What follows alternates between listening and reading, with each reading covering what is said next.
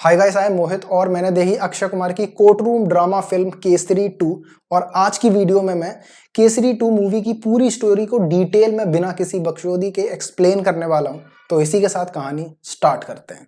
1940 में जब world war हुआ तो अंग्रेजों को सैनिकों की जरूरत पड़ी, इसलिए उन्होंने वादा किया कि अगर इंडिया के सैनिक उनकी तरफ से लड़ेंगे तो वो हिंदुस्तान को वर्ल्ड वॉर 2 के बाद आजाद कर देंगे। मगर वॉर खत्म होते ही अंग्रेज अपने वादे से मुकर गए और वो हिंदुस्तानियों पे जुल्म करने लगे। ये सब देख के पंजाब में कृपाल सिंह, जो एक प्रोफेसर हैं और कवि हैं, उन्होंने भारतीय नौजवानों को इकट्ठा कर अंग्रेजों के खिलाफ आंदोलन शुरू कर दिया। उनका आंदोलन पंजाब में इतना ज्यादा बढ़ गया कि ब्रिटिश सरकार की नींव हिल गई, जिस वजह से अंग्रेजों ने कृपाल सिंह को जेल में डलवाने के लिए एक चाल चली। पंजाब का गवर्नर और उसका एडवाइजर तीरथ सिंह केरला से शंकरन नायर नाम के वकील को बुलवाता है। शंकरन नायर बहुत ही होशियार और फेमस वकील है, जिसने आज तक एक भी केस नहीं हारा है। वो अदालत में कृपाल सिंह के खिलाफ ऐसी दलीलें पेश करता है जिससे कृपाल सिंह एक मर्डरर साबित हो जाता है और उसे ऑफिसर किंग्सफोर्ड की हत्या के लिए जेल हो जाती है। इस काम के लिए शंकरन नायर को नाइटहुड की उपाधि दी जाती है, जो कि बहुत ही कम लोगों को मिलती है। जनरल शंकरन से कहता है कि अब तुम सर शंकरन नायर हो। 1990 में जलियांवाला बाग में हजारों भारतीय लोग अंग्रेजों के खिलाफ शांतिपूर्वक प्रदर्शन कर रहे थे। तभी जनरल डायर अपनी फौज के साथ वहां आता है, बिना चेतावनी दिए लोगों पर गोलियां चलाने का ऑर्डर देता है। 10 मिनट तक चारों तरफ से गोलियां चलती हैं, लोग भागते हैं मगर दरवाजे बंद होने के कारण वो बाहर नहीं निकल पाते और हजारों निहत्थे भारतीय मारे जाते हैं। इस भीड़ में एक परगत नाम का लड़का भी था, जिसकी मां और छोटी बहन उसकी आंखों के सामने मार दी जाती हैं, मगर लाशों के बीच दबे होने की वजह से वो बच जाता है, उसको गोली नहीं लगती। इस घटना के बाद गवर्नर जनरल डायर को बहुत डांट लगाता है। वो जानता है कि अगर ये बात मीडिया में फैल गई तो भारतीय लोग इसका विरोध करेंगे, जिससे ब्रिटिश क्राउन और उसकी हुकूमत में खतरा आ सकता है। जनरल एडवाइजर तीरथ सिंह को इस मैटर को सॉल्व करने के लिए कहता है। तीरथ सिंह कई सैनिकों को भेजकर सभी अखबारों में आग लगवा देता है, जिनमें जलियांवाला बाग की खबर छपी थी। इसके बाद एक फर्जी जांच बैठाई जाती है, जिसमें सर शंकरन नायर भी शामिल होते हैं। वो इस जांच में एकमात्र इंडियन थे। जांच शुरू होती है तो सर शंकरन नायर को पता चलता है कि जलियांवाला बाग में हुआ हत्याकांड कोई हादसा नहीं था, बल्कि जनरल डायर की एक सोची समझी साजिश थी। मगर शंकरन नायर के अलावा जांच में बैठे सभी लोग जनरल डायर को नॉट गिल्टी घोषित कर देते हैं। वो जनरल डायर को गिल्टी घोषित करते हैं, लेकिन फिर भी ओवरऑल जांच के बाद यही आता है कि जनरल डायर गिल्टी नहीं है। जनरल डायर पर वर्डिक्ट आने के बाद सर शंकरन नायर समझ जाता है कि वो अकेले कुछ नहीं कर सकता और जनरल डायर बाइज्जत बरी हो जाता है। इसी दौरान शंकरन नायर की मुलाकात एक 13 साल के लड़के परगत सिंह से होती है। परगत सिंह वही लड़का है जिसकी मां और बहन की जलियांवाला बाग में जान चली गई थी। परगत सिंह प्रोफेसर कृपाल सिंह का ही बेटा है, वही कृपाल सिंह जिसको शंकरन ने एक झूठे केस में हत्यारा साबित करके जेल भिजवा दिया था। परगत अपनी पेंटिंग से शंकरन को जलियांवाला बाग की पूरी घटना बताता है और कहता है कि अगर जुल्म करने वाले अंग्रेज गलत हैं तो जुल्म सहकर शांत रहने वाले भारतीय उनसे भी ज्यादा गलत हैं। शंकरन वहां से चला जाता है, लेकिन परगत सिंह की ये बात उसके मन में बैठ जाती है। कुछ दिन बाद शंकरन परगत से मिलने उसके घर आता है तो उसे पता चलता है कि उसने कलाई काटकर आत्महत्या कर ली है। ये देखकर शंकरन बहुत ही दुखी हो जाता है। फिर शंकरन अपने घर केरल जाने के लिए ट्रेन पर चढ़ ही रहा होता है कि तभी एक लड़की दिलप्रीत सिंह उसके पास आती है और कहती है कि जलियांवाला बाग में मरे हजारों लोगों के पीछे भले ही अंग्रेजों का हाथ हो, लेकिन परगत सिंह के मरने की वजह केवल आप हैं। अगर आप कुछ एक्शन लेते तो परगत सिंह आज जिंदा होता।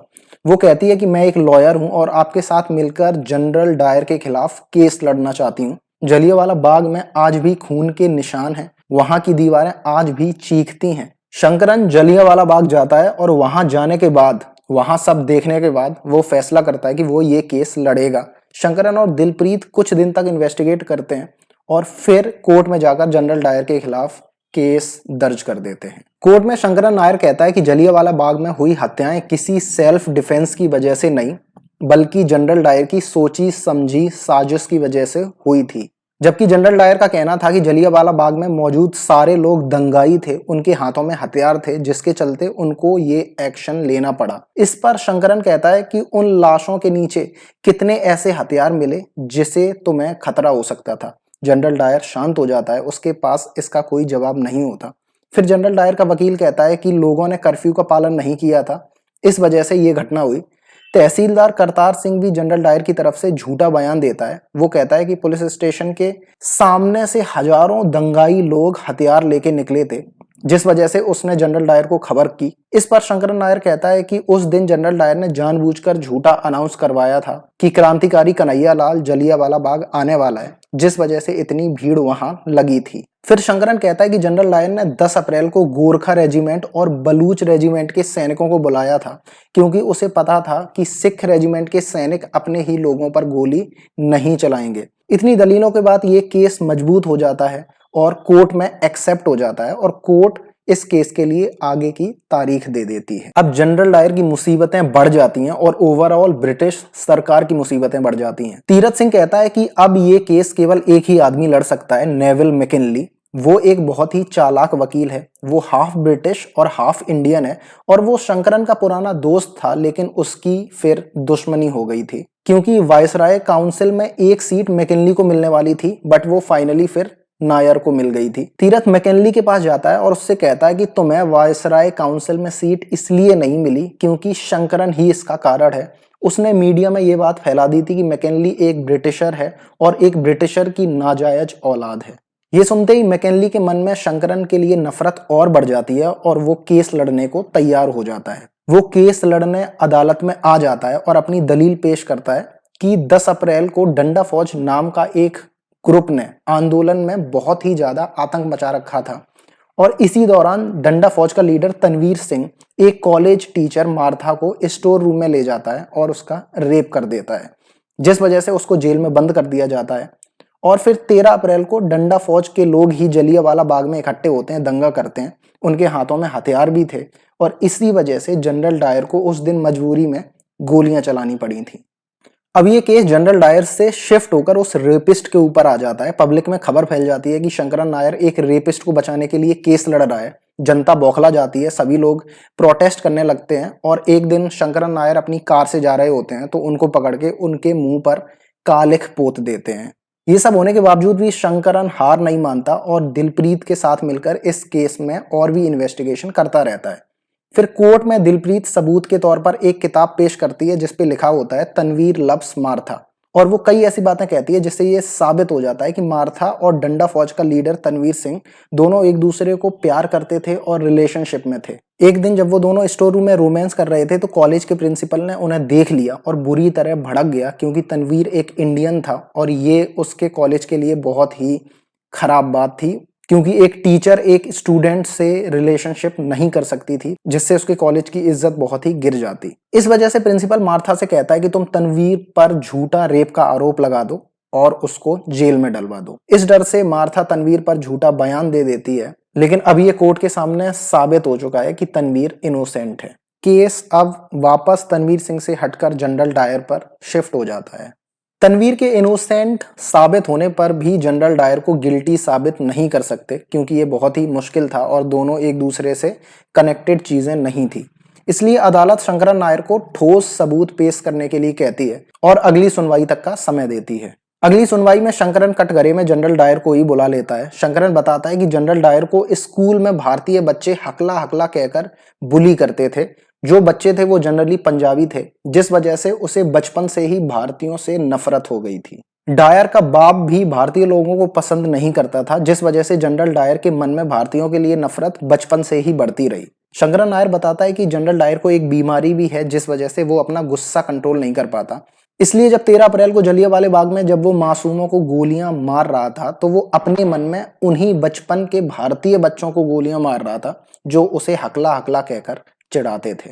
शंकरन कहता है कि जो आदमी हजारों निहत्थे लोगों पर गोलियां बरसा सकता है वो दिल दिमाग और आत्मा से हकला है। ये बात सुनते ही जनरल डायर बहुत भड़क जाता है। वो शंकरन को पकड़ लेता है और कहता है कि जैसे जलियांवाले बाग के लोगों को उसने मारा है उसी तरह वो शंकरन को भी मार डालेगा। कोर्ट में ये सब देख के शांति छा जाती है और अब ये केस शंकरन की तरफ झुक जाता है और कुछ ही दिनों में जज अब इस केस पर फैसला सुनाने वाले होते हैं। जनरल डायर की मुसीबतें और बढ़ रही हैं और अब जनरल डायर, तीरथ सिंह और मैकिनली आपस में एक फिर से प्लान बनाते हैं। वो नायर के घर में रेड पड़वा देते हैं। असल में शंकरन नायर ने कुछ गैर कानूनी तरीकों से कुछ सीक्रेट्स फाइल को निकलवाया था जो उसने एविडेंस की तरह यूज किया था कोर्ट में। इन फाइल को दिखाते हुए शंकरन और दिलप्रीत सिंह को जासूस होने के शक में गिरफ्तार कर लिया जाता है, जिस वजह से वो कोर्ट पहुंच ही नहीं पाते सुनवाई वाले दिन, और पूरी ज्यूरी जनरल डायर को नॉट गिल्टी करार दे देती है। इसके बाद शंकरन हार मान लेता है और अपने घर केरला वापस चला जाता है। केरल में उसके पास एक चिट्ठी आती है। ये चिट्ठी करतार सिंह ने लिखी है, वही करतार सिंह जिसको शंकरन ने हत्यारा घोषित करके जेल में भिजवा दिया था।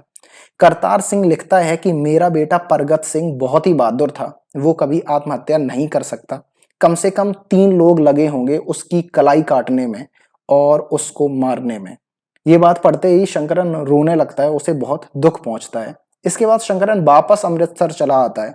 वो दिलप्रीत सिंह से मिलता है और कहता है कि हम कोर्ट के फैसले को चैलेंज करेंगे। शंकरन कोर्ट के फैसले को चैलेंज करता है, लेकिन जज उसकी एक भी बात नहीं सुनता, क्योंकि ये दूसरा जज था, ये ईमानदार नहीं था और जनरल डायर के पक्ष में बिक चुका था। शंकरन को गुस्सा आ जाता है, वो उसको गाली देते हुए फक यू बोलता है। जज उसे वार्निंग देता है और कहता है कि अगर उसने और गाली दी तो उसका लाइसेंस रद्द हो सकता है, वो वकीलगिरी फिर नहीं कर पाएगा। ये सुनते ही शंकरन और भी गुस्सा हो जाता है और उसे और भी गंदी गंदी गालियां देता है। शंकरन का लाइसेंस रद्द करने के लिए एक बार काउंसिल की बैठक बुलाई जाती है और वहां पर बहुत सारी मीडिया भी प्रेजेंट होती है। जज शंकरन को माफी मांगने के लिए कहता है और शंकरन माफी मांगता है, लेकिन अंग्रेजों से नहीं, अपने देश के लोगों से वो माफी मांगता है। वो कहता है कि उसे पछतावा है कि ना जाने कितने सालों तक उसने इन अंग्रेजों का साथ दिया। वो जलियांवाला बाग की घटना का जिक्र करते हुए कहता है कि उसे लगता था कि कोर्ट में हार जीत का फैसला होता है, लेकिन ये बहुत ही गलत है। कोर्ट में सही और गलत का फैसला होना चाहिए। इस पर जज शंकरन नायर को रोकता है और कहता है कि ये जो ज्यूरी बैठी है, ये जलियांवाला बाग के केस के रिलेटेड नहीं है, वो तो केस खत्म हो चुका है, ये तुम्हारे लाइसेंस से रिलेटेड है, इसलिए तुम्हें माफी मांगनी चाहिए और दूसरे केस का जिक्र तुम यहां पर नहीं कर सकते। इस पर शंकरन कहता है कि वो दूसरे केस का जिक्र कर सकता है। According to rule 7C of bar council, उसके पास ये अधिकार है कि अगर उसके ऊपर कोई गलत चार्ज लगाए गए हैं तो वो खुद को बचाने के लिए कोई प्रूफ साबित कर सकता है, कोई प्रूफ पेश कर सकता है, और वो प्रूफ किसी दूसरे केस का हो सकता है। और इस रूल का यूज करते हुए शंकरन बहुत ही चालाकी से जलियांवाले बाग के केस को वापस ले आता है। ये बार काउंसिल की हियरिंग से पहले शंकरन ने पहले से ही रिसर्च करनी शुरू कर दी थी और उसे पता चला था कि जब जनरल डायर वाले केस का रिजल्ट आया था तो 8-10 जो लोग जज होते हैं उस ज्यूरी में बैठते हैं, उनमें से 3 लोगों ने जनरल डायर को गिल्टी लिखा था, बट उनको इग्नोर कर दिया गया था और जनरल डायर को बरी कर दिया गया था। और ये हुआ कैसे, तो उन तीनों जजेस को जनरल डायर ने बाद में खरीद लिया था बहुत सारे पैसे देकर, और इन तीनों जजेस से ही शंकरन जाके मिलता है, उनके बैंक के स्टेटमेंट्स निकलवाता है और प्रूफ की तरह इस बार काउंसिल में एक जज को बुलाता है जो मीडिया के सामने सारा सच बता देता है। वो जज कहता है कि मैंने और 2 और जजेस ने नॉट गिल्टी लिखा था, बट जनरल डायर ने चाल चल के वो कैंसिल करवा दिया और वो बरी हो गया। शंकरन ने जो ये सब किया वो उसकी एक चाल थी, क्योंकि जब जलियांवाला बाग का केस कोर्ट में चल रहा था तो वहां पर मीडिया वाले अवेलेबल नहीं थे, उनको अलाउड नहीं था अंदर आना। बट अभी इस बार काउंसिल में सारे मीडिया वाले प्रेजेंट थे, तो उसने इस केस को वापस यहाँ पे उठा दिया ताकि वो मीडिया वालों को बता सके कि अंग्रेज कैसे हरामी लोग हैं, और वो अंग्रेजों का असली चेहरा दिखाना चाहता था। वो मीडिया के सामने कहता है कि अंग्रेजों से हमें बच के रहना चाहिए, इन्होंने हमें धोखा दिया है। वर्ल्ड वॉर के टाइम पर इन्होंने हमसे वादा किया था कि अगर इंडियन सोल्जर्स उनकी तरफ से लड़ते हैं तो वो इंडिया को आजाद कर देंगे। हमारे 15 लाख सोल्जर्स इनकी तरफ से लड़े और 76,000 सोल्जर्स शहीद भी हो गए, लेकिन फिर भी अंग्रेजों ने हमें आजाद नहीं किया। ये पूरी खबर वर्ल्ड मीडिया तक पहुंच जाती है, अलग अलग देशों के अखबारों में ये खबरें छपती हैं, और फाइनली अंग्रेजों का जो ये रूप है वो दुनिया को दिखता है कि अंग्रेज कितने क्रूर हैं, इंडिया पे कितने जुल्म कर रहे हैं। ये सब होने के बाद जो गवर्नर, ब्रिटिश गवर्नर था, उसको रिजाइन करना पड़ता है और जनरल डायर का भी ट्रांसफर कर दिया जाता है। कुछ ही सालों बाद जनरल डायर रिटायरमेंट ले लेते हैं फौज से, और वो जब बुढ़ापे में मरता है तो बहुत अकेले में मरता है। उसको बहुत ही दुख होता है, बहुत ही वो कंफ्यूज्ड स्टेट में होता है कि उसने जो भी किया जलियांवाला बाग में वो उसने सही किया या गलत किया, और इस तरह से ये मूवी की कहानी खत्म होती है। तो आई होप आपको ये मेरा स्टोरी एक्सप्लेनेशन अच्छा लगा हो। अगर अच्छा लगा है तो यार वीडियो को लाइक करो, चैनल को सब्सक्राइब करो और कमेंट में ये बताओ कि अगला वीडियो किस मूवी या किस बुक के एक्सप्लेनेशन पे चाहिए। तब तक चलते हैं यार। See you, have a good day, bye.